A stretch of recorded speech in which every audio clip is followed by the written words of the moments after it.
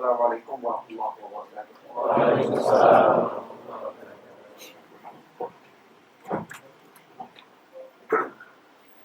Alhamdulillah nahmaduhu wa nasta'inuhu wa nastaghfiruhu wa nasta'hidihi wa natubu ilaihi wa na'udzu billahi min shururi anfusina wa min sayyiati a'malina may yahdihillahu fala mudilla lahu wa may yudlil fala hadiya lahu. Asyhadu an la ilaha illallah wa la syarika lahu wa asyhadu anna Muhammadan abduhu wa rasuluh.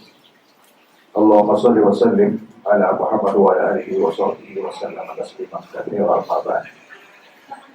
Ikhwan dan akhwat sekalian yang dirahmati Allah Subhanahu wa taala. Pertama saya mohon maaf tadi telat sudah depan. Saya pikir sudah jam 12:20 menit. Akhirnya saya cabut. Tapi dengan buang lagi suruh balik, akhirnya balik. Ternyata macet di belakang itu ada belakang. Sudah. Pada hal kajian walaupun sebentar bisa kita laksanakan. Menuntut ilmu merupakan sebuah keharusan atau kewajiban setiap muslim. Karena Rasulullah SAW pernah bersabda, "Talabul ilmi fardhatun 'ala kulli muslim." Menuntut ilmu merupakan kewajiban atas setiap muslim. Hadis riwayat Ibnu Majah dengan kualitas hasan. Karena dengan ilmu seorang muslim dapat memperbaiki akidahnya, dapat memperbaiki ibadah praktisnya. Kalau kita lihat, katakanlah di masyarakat kita Indonesia, yang jauh dari ilmu syar'i, maka tidak aneh kalau kemudian mereka banyak melakukan kesyirikan, melakukan hal-hal yang dilarang oleh agama. Bahkan ibadah yang mereka lakukan pun mungkin termasuk kita, hanya berdasarkan apa yang kita dapatkan secara turun-temurun, dan belum tentu itu benar. Sekalipun kita yakin kalau amal yang kita lakukan itu adalah benar. Ini menjadi penting bagi kita untuk meningkatkan semangat kita thalabul ilm. Bahkan Rasulullah SAW menjamin dengan menuntut ilmu itu akan semakin mudah jalan kita menuju surga. Dalam sebuah hadis Rasulullah bersabda, "Man salaka tariqan yaltamisu fihi ilman sahhalallahu lahu bihi tariqan ilal jannah." Barang siapa meniti suatu jalan dalam rangka mencari ilmu, maka niscaya Allah Subhanahu wa taala akan mudahkan baginya dengan ilmu itu masuk surga. Sebaliknya di saat kemudian kita tidak pernah menuntut ilmu, berarti semakin besar peluang kita untuk tidak masuk surga dan berpeluang besar untuk masuk neraka. Sambil contoh kasus ibadah yang sering kita lakukan seperti sholat, ini perlu ilmu. Tidak bisa ibadah itu kita lakukan hanya berdasarkan perasaan, berdasarkan kebiasaan. Karena semua ibadah dalam Islam ada aturannya. Karena ketika Rasulullah SAW melihat seorang sahabat sholat, dalam hadis riwayat Imam Bukhari, sahabat Abu Hurairah menuturkan, "Lamma dakhala Rasulullah sallallahu alaihi wasallam dakhala ma'ahu rajul, faqama ar-rajul yusalli, falamma qada salatahu sallama ala an-nabi faraddahu faqala irji fasalli fa innaka lam tusalli." Ketika Rasulullah masuk ke dalam masjid, kata sahabat Abu Hurairah, ada seorang masuk bersamanya. Lalu orang itu berdiri sholat. Setelah selesai sholat, dia mengucapkan salam kepada Rasulullah. Setelah menjawab salamnya, Rasulullah berkata kepada orang lain, sholat lagi, kata belum sholat. Dia mengulang kedua kalinya, mengucapkan salam lagi. Setelah menjawab salamnya, Rasulullah berkata kepada orang lagi, kata belum sholat. Padahal baru saja dia sholat. Lalu mengulang kedua kalinya, ternyata ketiga kalinya. Setelah menjawab salam orang ini, Rasulullah berkata kepada dia, juga saya diberikan kalam sholat. Ulangi sholat kami belum sholat. Padahal baru dia melaksanakan sholat. Lalu sahabat ini berkata kepada Rasulullah, "Walladzi ba'atsaka bil haqq, ma ursilu ghayra fa'alhu ya Rasulullah." Demi Allah yang telah mengutusmu dengan kebenaran, sungguh aku tidak bisa sholat lebih baik dari apa yang aku lakukan tadi. Kalau gitu tolong ajarin aku. Fa'allimni ya Rasulullah, tolong ajarin aku ilmu terkait dengan masalah bagaimana cara sholat yang benar. Bayangkan ini sahabat yang hidup di zaman Rasulullah SAW, dekat dengan sumber kebenaran, dekat dengan sumber wahyu itu Rasulullah SAW pada saat itu. Hidup di komunitas binaan Rasulullah SAW, itu para sahabat Nabi SAW. Yang mayoritas bahkan seluruh, mungkin 100% mereka pernah melihat bagaimana Rasulullah sholat. Tetapi ketika dilaksanakan pada saat itu, asal-asalan tidak sempurna dia dalam mencontoh Rasulullah, pengetahuan tentang sholat barangkali tidak sesuai yang seperti Rasulullah ajarkan. Rasulullah perintahkan kepadanya untuk ulang sampai kesekian kali. Bahkan kalau kemudian kita tidak mau memperbaiki, diawali dengan menuntut ilmu untuk mengevaluasi sholat, karena mustahil kita bisa memperbaiki dan mengevaluasi ibadah kita kalau tanpa ilmu. Harus kita tahu patokan kebenaran dalam sholat ini, bahkan dalam semua ibadah. Karena ilmu kembali kepada mana dasarnya. Ilmu itu artinya apa? Ilmu apa itu? Ilmu? Apa itu ilmu? Idrakus syai' ala haqiqatihi idrakan jaziman, mengetahui sesuatu sebagaimana hakikatnya sesuatu tersebut dengan pengetahuan yang pasti. Kalau kita dikatakan alim tentang sholat, itu artinya kita harus tahu seluk-beluk tentang sholat itu, mulai dari syaratnya, rukunnya, wajibatnya, sunatnya, makruhatnya, bahkan mutlaknya. Dan ini menjadi penting agar kemudian kita mendapatkan kesempurnaan dari amal yang berupa perwujudan dari ilmu yang telah kita cari selama ini. Kalau tidak, maka kemudian seperti sahabat tadi, justru mulai sampai 3 kali sholat. Saya yakin mungkin kalau kita sholat di hadapan Rasulullah disuruh ulang apa tidak? Ada yang kata disuruh ulang, mungkin betul kita gak akan mau ulang. Kayaknya benar, mungkin ngotot gitu. Bahkan kebanyakan kita kecenderungannya ketika dinasehati, kan biasanya orang Indonesia sopan-sopan. Konon orang Solo katanya kalau keinjek kakinya pun dia yang minta maaf, Pak, mohon maaf kaki saya keinjek sakit gitu ya. Saking sopannya begitu. Biasanya kita kalau menegur orang kan nggak seperti orang kayak Muhammad, kamu salah kan, nggak begitu. Tapi biasanya kenalan dulu, ya kan, dipastikan kemudian bisa dia tidak marah. Boleh saya ikut apa? Cerita sesuatu Pak, atau boleh koreksi ibadah, atau mengatakan sesuatu, oh silakan, tapi jangan marah, oh nggak apa-apa. Bapak tadi rukunnya nggak benar, Bapak harus sholat lagi nggak sah. Kalau itu kita kira-kira berpikir untuk orang kepada berantem. Umumnya hanya berantem ya. Bahkan bukan hanya sholat, ketika kita diajak untuk kembali kepada Al-Quran dan Sunnah. Wah ini kan bukan zaman ontak, udah zaman jaguar sekarang. Kan begitu. Selalu kita bergelit untuk menjauh dari sunnah. Padahal itulah ilmu yang sebenarnya.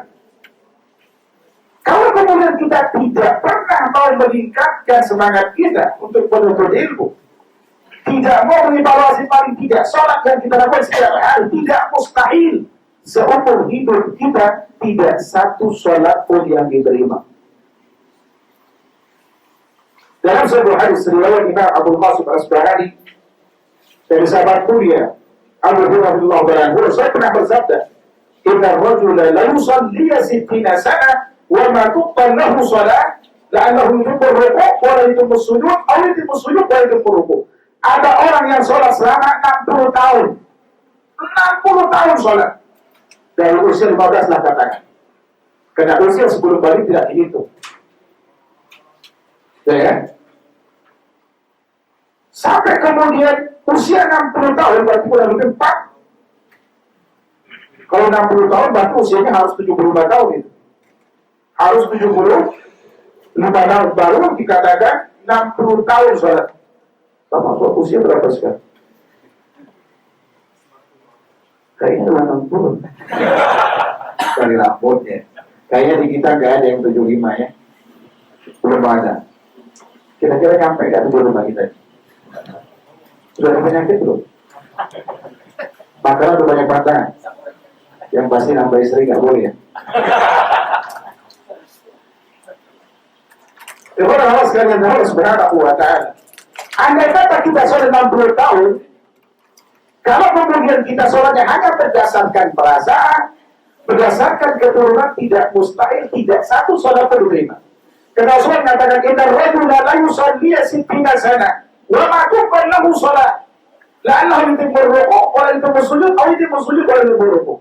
Ada orang yang sholat selama 60 tahun kata Rasul, tapi tidak satu sholatnya pun diterima.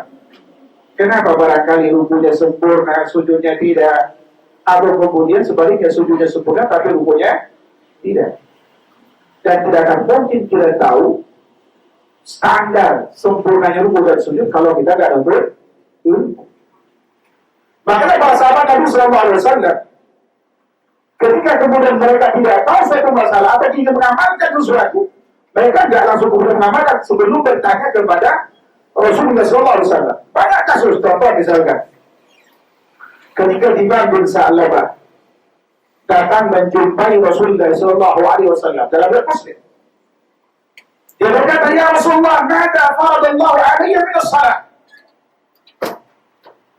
Ya Rasulullah, salat yang diwajibkan kepadaku itu apa aja? Kata Rasulullah, "Khamsu salawatin fil yawmi wa laylah." Ya kan? Ini salat 5 waktu sehari semalam. Hal alayya ghairuha? Adakah salat selain itu yang wajib padaku? Selain itu? Kata Rasulullah, tidak. Illa an tatawwa. Kecuali Anda ingin sholat sunnah.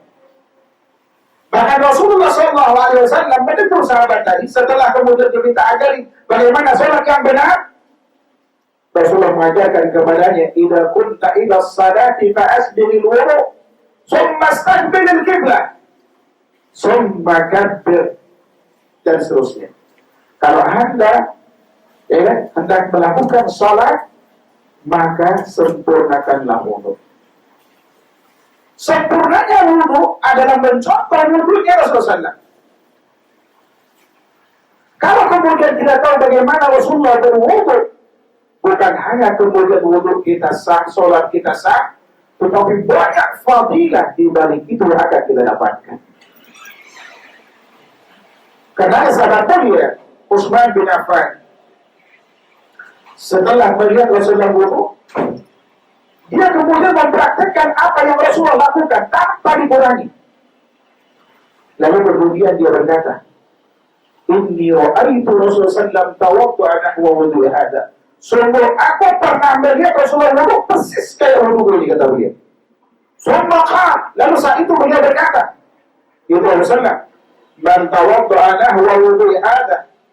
Barang siapa kemudian yang wudu persis seperti wudu ini, summa shalla rak'atain, lalu kemudian dia salat 2 rakaat, lam yuhaddits bihi ma nafsuhu bi syai' illa ghufira lahu ma taqaddama min dhanbihi.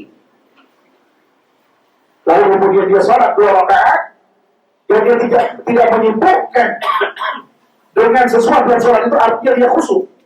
Karena dalam ayat disebutkan la yasufihima, yang tidak lalai ketika melaksanakan sholat itu. Ya, dia betul-betul menghayati makna yang tergantung di balik ucapan-ucapan mengagungkan Allah Subhanahu wa Ta'ala. Dan khusus dalam sholat. Maka apa kata Rasulullah SAW? Maka niscaya akan diampuni dosanya yang telah lalu. Hadis riwayat Bukhari dari Imam Tirmidzi dan yang lain. Tetapi kalau kemudian kita tidak tahu ilmunya, ya, ingin mendapatkan fadilah itu, biasanya kita disebutkan dengan menghafal doa. Ada doa membaca apa? Doa ketika ingin membasuh tangan. Ada doa berkumur-kumur. Ada doa kemudian membasuh muka. Ada doa kemudian bertusuk kepala. Ada doa. Kita dilibatkan dengan baca doa. Bahkan saya yakin tidak semua kita apa? Ada yang hafal doanya? Ada yang masih ingat? Atau lupa atau nggak tahu? Untung kita nggak tahu, alhamdulillah. Karena kalau pun tahu, tidak ada manfaatnya.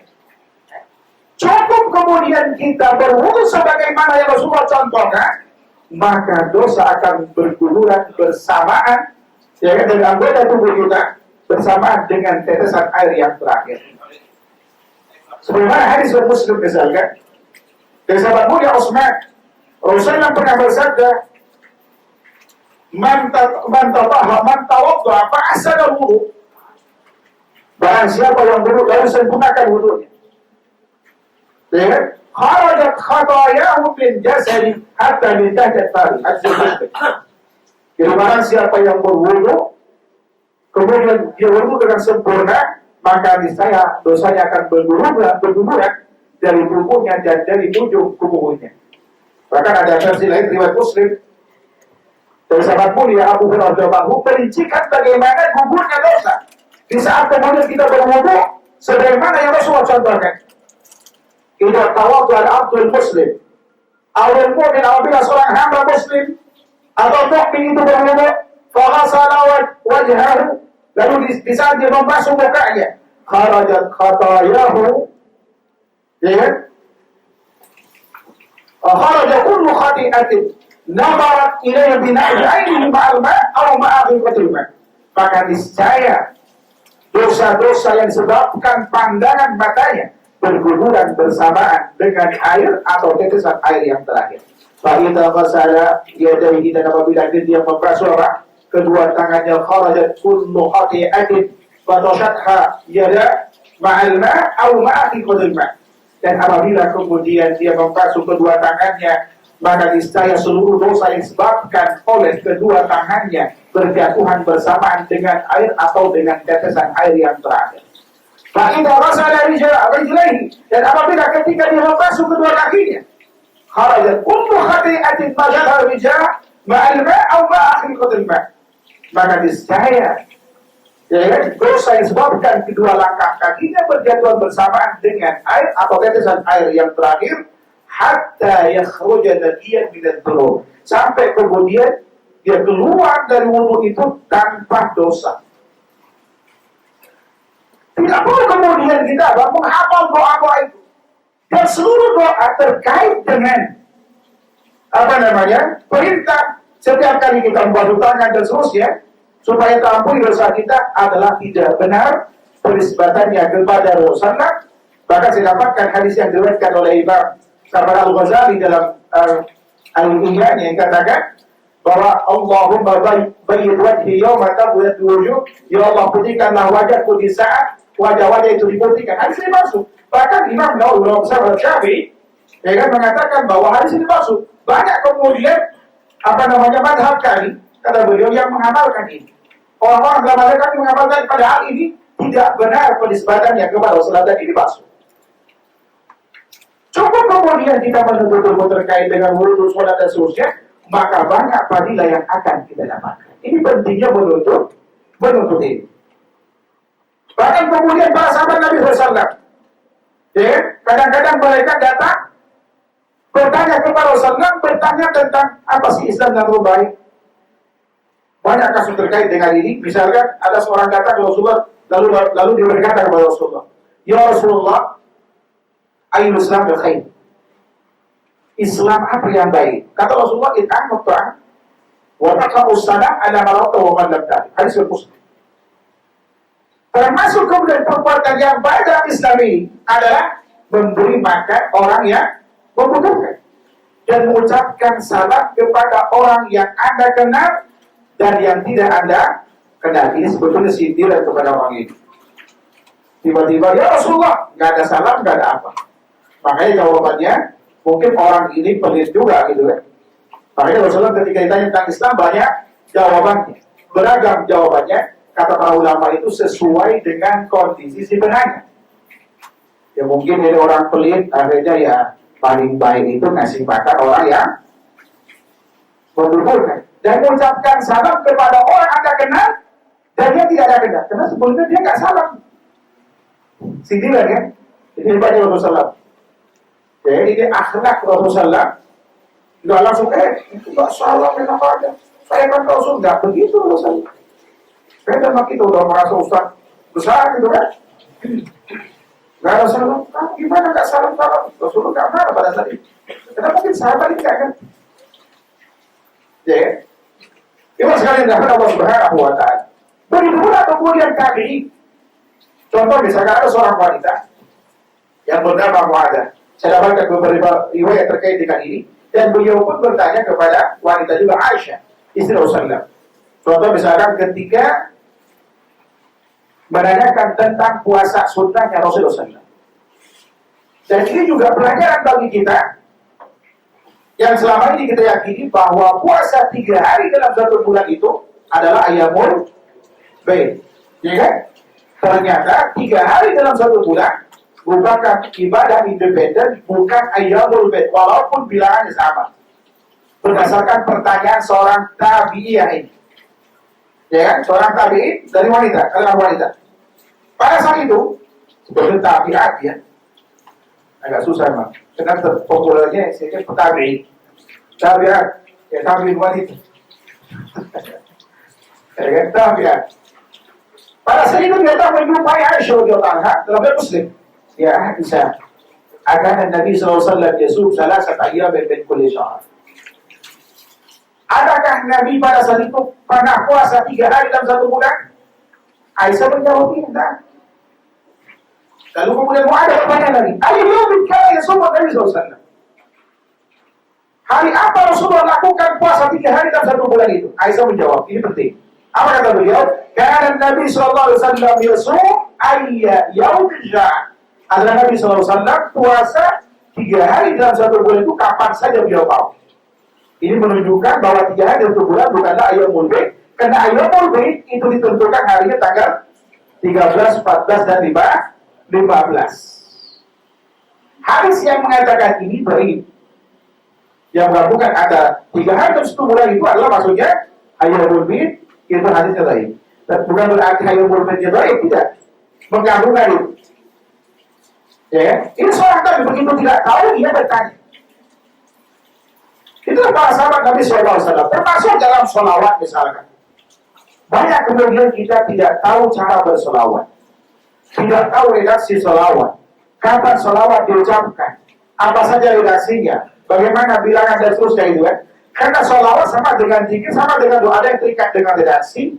Ada yang terikat dengan tempat. Ada yang terikat dengan waktu. Ada yang terikat dengan bilangan. Ada yang apa saja kemudian. Ada yang terikat dengan hari. Jadi kemudian semua ada aturannya.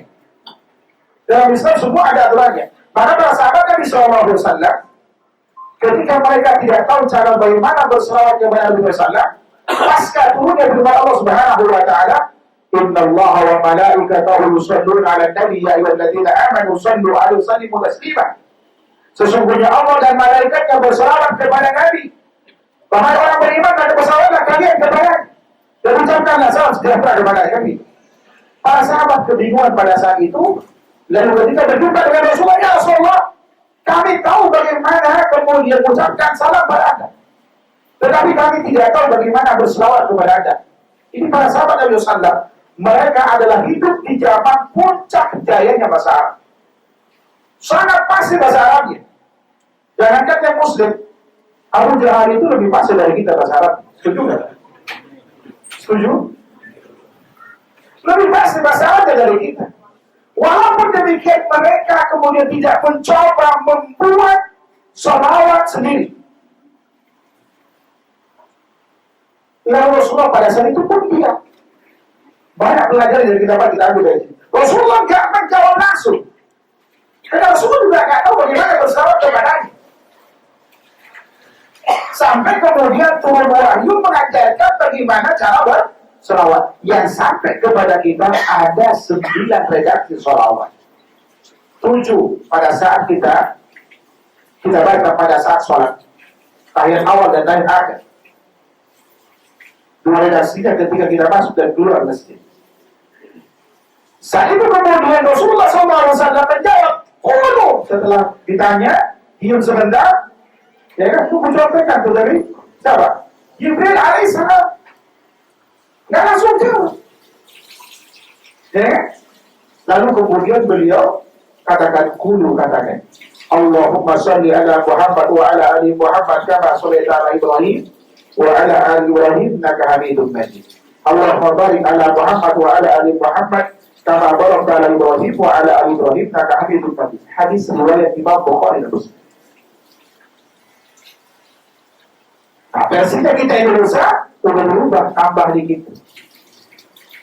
Allahumma salli ala Sayyidina Muhammad wa ala ali Sayyidina Muhammad kama shallaita ala Sayyidina Ibrahim wa ala ali Sayyidina Ibrahim. Ya kan? Nggak pakai indah kami rumah di situ ya, hilangkan. Lalu kemudian Allahumma barik ala Sayyidina Muhammad wa ala ali Sayyidina Muhammad kama shallaita ala Sayyidina Ibrahim wa ala Sayyidina Ibrahim fil alamina innaka Hamidum Majid. Dalam redaksi ini nggak pakai fil alamina. Muncul pertanyaan, apa bedanya kemudian antara 2 salawat tadi? Pertama, dari sisi redaksi jelas berbeda. Mungkin kalau dibaca di luar sholat, barangkali ada yang membolehkan. Tetapi kalau di dalam sholat, masalah besar. Apa masalahnya? Karena Rasulullah SAW mengatakan dalam hadis Muslim, dalam Quran hadis beliau mengatakan, inna hadhihi shalah la yaslu bi syai'un min kalamin nas. Ini kasusnya ketika ada orang bersin, sahabat bersin lalu bilang alhamdulillah. Sampingnya bilang, yarhamkallah. Bilang lagi, yahdikumullah. Saat sholat pada itu. Dan mereka tidak tahu sakit, pengennya mengamalkan sunnah. Setelah sholat, Rasulullah tegur. Rasulullah tegur setelah sholat. Muncullah pernyataan beliau ini. Apa yang beliau? Inna hadhihi shalah la yaslu bi syai'un min kalamin nas. Sungguh, sholat ini tidak boleh disisipi dengan ucapan manusia. Artinya tidak boleh masuk ke dalam sholat yang bukan bagian dari sholat. Apakah itu bacaannya? Apakah itu kemudian gerakan sholat? Ini bisa batal sholat itu. Ya kan? Banyak kemudian redaksi bacaan kita yang bukan dari bacaan sholat kita baca dalam sholat.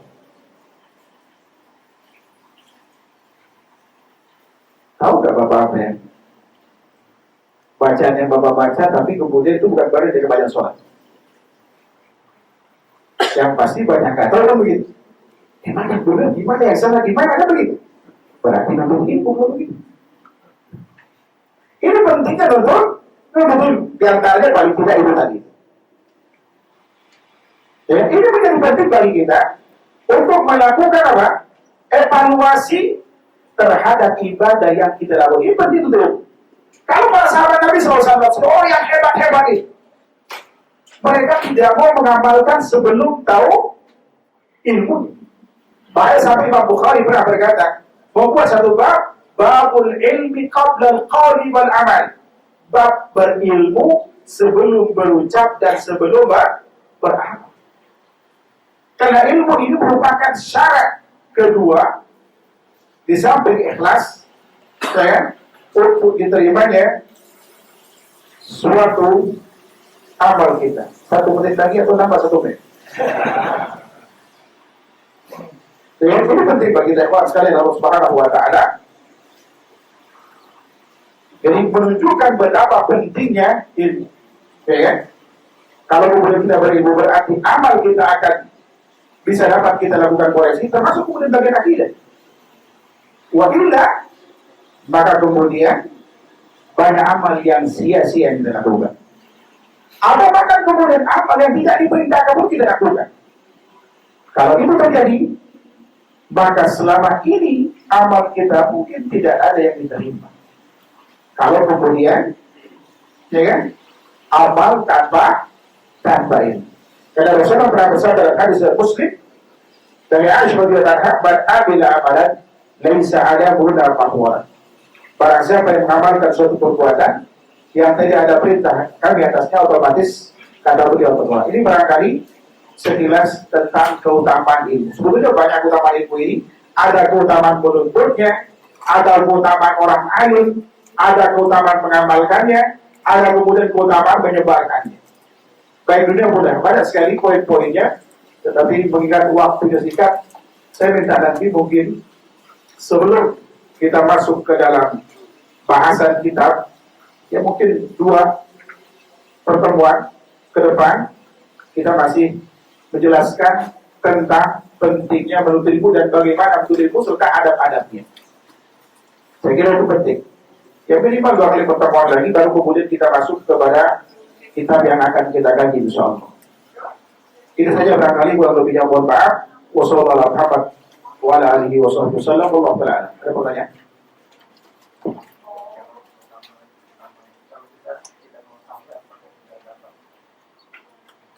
Kita tidak mengetahui. Baik. Pertama, yang paling penting bagi kita, beliau bertanya, apakah kalau kita tidak tahu keutamaan amal itu, ya kan, akan kita mendapatkan pahala dari amal itu? Jawabannya iya. Sepanjang memenuhi 2 syarat, yaitu ikhlas dan pengamalnya sesuai dengan sunnah Rasul. Banyak kemudian saya yakin tidak semua kita tahu fadilah amal. Tidak semua kita tahu fadilah amal. Katakanlah seperti wudhu tadi. Banyak sekali hadis berkaitan dengan keutamaan wudhu, keutamaan sholat, keutamaan kemudian melangkah ke masjid dan seterusnya. Tidak semua kita tahu. Bukan berarti kemudian ketika kita tidak tahu tentang keutamaan itu, kita tidak mendapatkan keutamaannya, ya kan? Sepanjang kemudian amal yang dilakukan itu memenuhi 2 syarat tersebut, yaitu sesuai dengan tuntunan Rasulullah SAW, di samping kemudian ikhlas. Kita dapatkan insyaallah. Ya, contoh kasus misalkan ada contoh kasus di sini berkaitan juga dengan ilmu tentang keutamaan amal, yaitu wanita yang tinggal di rumah, ya kan, sibuk hanya dengan ngurusin rumah tangga.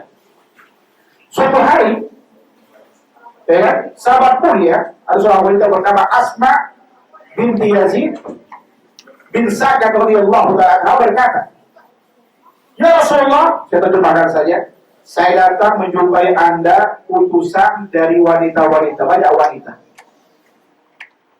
Mereka ingin bertanya pada Anda." Mereka berkata, dia bilang, "Enak sekali jadi orang laki-laki itu. Banyak amal yang dilakukan bersama dengan Anda ya Rasulullah, yang kami tidak bisa melakukannya. Mereka bisa berjihad, mereka berjihad dengan Anda. Kemudian habis majlis-majlis ilmu Anda, duduk bersama Anda, bertanya kepada Anda, sementara kami wanita tidak bisa melakukan itu."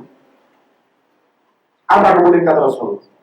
Rasulullah kagum pada saat itu dengan pertanyaan yang diajukan wanita yang bernama Asma, perwakilan dari kaum wanita. Kagum dengan pertanyaan ini. Lalu beliau berkata kepada sahabatnya, "Sampai itu makalat Asma, kalian dengar apa yang dikatakan oleh Asma tadi?" Lalu kemudian beliau berkata, "Irji," dia berkata kepada siapa? Asma, "wa akhbiri min waraiki min nisa anna husna tabaquli ihdahunna li zawjiha ya'dhilu dhalika kulluhu."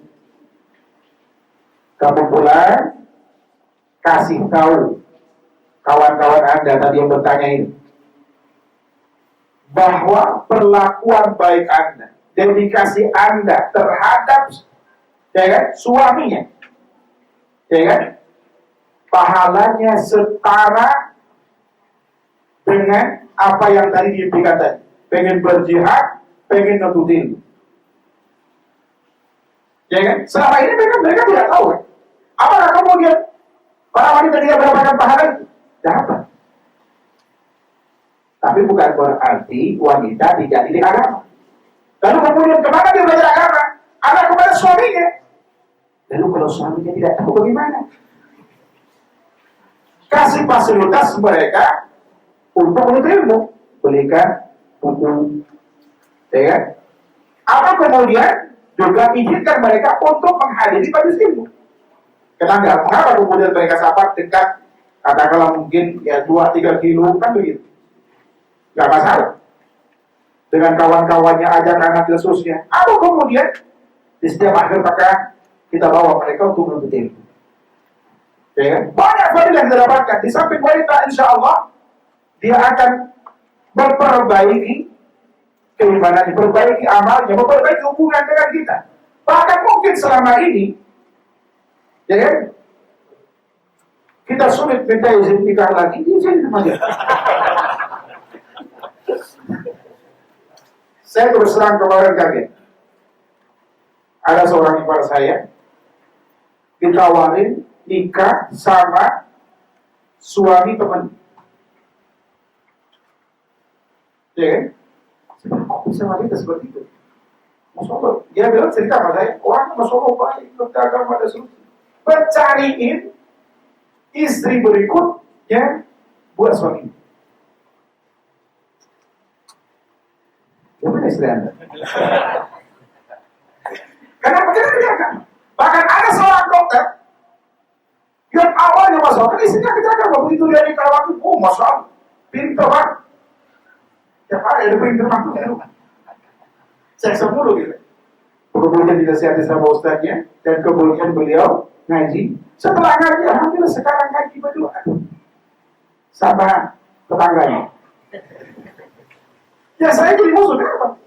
Ya kita ingin mendapatkan pahala dari Allah Subhanahu wa Ta'ala.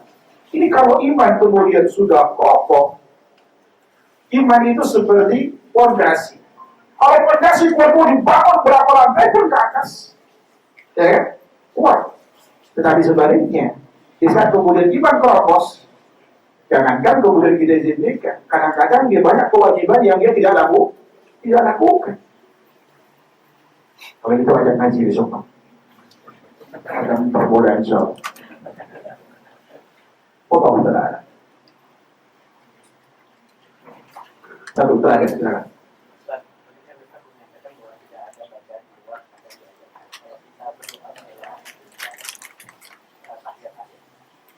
Baik.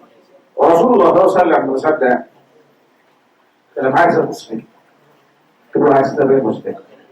Rasulullah mengatakan, aqrabu ma yakunu al-'abdu min rabbih wa huwa sajidun fa'tiru bihi du'a. Tempat komunikasi terdekat antara hamba dan sang pencipta pada saat dia sedang sujud. Maka pertanyaanlah berdoa di dalamnya. Hadis dari juga riwayat Muslim. Dalam kedua hadis saya potong ini sepanjang. Rasulullah mengatakan wa amma bil wuqu' atimu bihi rabb. Wa amma bis sujud fajtahidu fihi du'a fa qul yustajab lakum. Dalam rukuk hendaklah kalian mengagungkan Allah. Dalam sujud maka bersungguh-sungguhlah dalam berdoa. Karena potensi doa ada dikabulkan di dalam. Kemudian sementara hadis tadi riwayat Muslim juga dikatakan inna hadhihi shalah la yaslubi syai'un min kalamina. Sungguh salat ini tidak boleh disisipi dengan ucapan manusia. Seakan-akan ini kontradiksi. Kita katakan bahwa tidak ada hadis yang kontradiksi. Kalaupun ada kesannya, ya kan, itu ulama telah memberikan solusi. Ini masuk dalam kategori mukhtalifil hadis. Masuk dalam kategori mukhtalifil hadis. Ulama terkait dengan ini bilang, ada kemudian yang membolehkan untuk sholat sunnah, tidak untuk sholat wajib. Hal ini terbantahkan dengan redaksi hadis tersebut. Karena hadis itu ketika membolehkan, kalau dibolehkan pada sholat sunnah, boleh juga sholat wajib.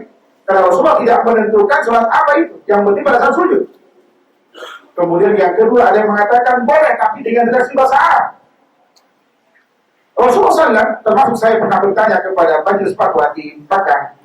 Pada saat itu saya tanya, bolehkah kita berdoa dengan bahasa Indonesia dalam sujud? Dia bilang nggak boleh. Harus pakai bahasa Arab, dia bilang. Syekh, bukankah ketika Rasulullah ya kan, melarang sahabat itu orang bicaranya bukan orang Indonesia tapi orang Arab? Itu artinya bacaan apapun termasuk bacaan Arab dari orang Arab, redaksi Arab, kalau bukan bagian dari bacaan sholat, nggak boleh kita baca dulu itu. Dia senyum dan dia kasih jawaban. Saya tunggu gak kasih jawaban juga, nanti saya keluar. Kemudian yang ketiga, ada mengatakan itu pengecualian boleh. Ya kan? Itu boleh kata mereka. Berdasarkan bahwa Islam ini kan mempermudah bukan mempersulit. Saya tidak menentang orang yang membolehkan itu. Tetapi daripada kemudian membuat hati ragu, membuat hati tidak tenang, banyak waktu kemudian kita di luar sholat yang mustajab doa. Antara adzan dan qomat, kenapa kita tidak memanfaatkan? Di sahabat Bapak kemudian ada tugas ke Surabaya, kenapa selama sahabat Bapak tidak gunakan untuk berdoa sepuas hati? Ya kan? Pada saat tengah malam bangun, gak ada yang ganggu kita nggak manfaatkan itu. Kok kemudian mau berdebat terus, boleh tidak dan selesai itu kan? Saya setelah melihat perbedaan ini, saya lebih cenderung menyarankan untuk tidak memasukkan ke dalam sujud yang bukan bagian dari bacaan sujud. Kalau Bapak mau, hafalkan doa sujud yang 12 itu. Ada 12 macam variasi doa sujud salam. Apakah Bapak mau baca semua, silakan. Itu keluar dari perbedaan tersebut dan hati kita tenang. Ya, kembali kepada kaidah ketika kita berbeda pendapat. Allah Subhanahu wa taala mengatakan kepada kita, "Fa tanaza'tum fi syai'in farudduhu ila Allah wa Rasul." Jika kalian kemudian berselisih dalam suatu masalah, kembalikan hal itu kepada Al-Qur'an dan hadis, kepada Rasulullah SAW, kepada hadis Rasulullah SAW. Dalam hal ini kita kemudian terus berdebat, maka lebih aman hafalin aja yang 12 aja pada saat pada saat sujud aman. Ya, saya tidak menafikan yang bolehkan, termasuk saya juga bolehkan, atau juga bolehkan saya dengan bertanya beliau. Ya, saya lebih cenderung hafalin saja yang 12, baca pada saat itu untuk keluar dari perdebatan. Karena Rasulullah melarang. Ya, karena khawatir nanti ini termasuk yang bagian dari yang dilarang, sehingga berdampak pada bacanya sudah tidak clear. Untuk menenangkan hati, hafal yang 12, baca pada saat sujud kita insyaallah. Dan perlu diperhatikan, perlu diingat bahwa kalau kita melakukan doa itu tidak mesti harus di sujud yang terakhir. Merutinkan di sujud yang terakhir menjadi sudah Rasulullah. Karena perintahnya, huwa sajid, pada saat dia sujud. Mau sujud pertama, kedua, ketiga, mau keempat, terakhir, tidak masalah. Ya. Tetapi kalau kemudian dirutinkan di sujud terakhir, ini masalah dari sisi pelaksanaan. Karena perbuatan yang menjadi sunnah itu bisa, amal itu tidak ada perintahnya, bisa ada perintahnya, tetapi caranya yang kita buat, ya kan, termasuk ini. Ini namanya al-khuruj ala iswabiddin, keluar dari sistem hukum Islam itu karena caranya kita buat. Wallahu ta'ala, ini barangkali saya sampaikan. Kurang lebihnya mohon maaf. Wassalamualaikum warahmatullahi wabarakatuh. Subhanallahumma wa bihamdika asyhadu an la ilaha illa anta astaghfiruka wa atubu ilaik. Wassalamualaikum warahmatullahi wabarakatuh.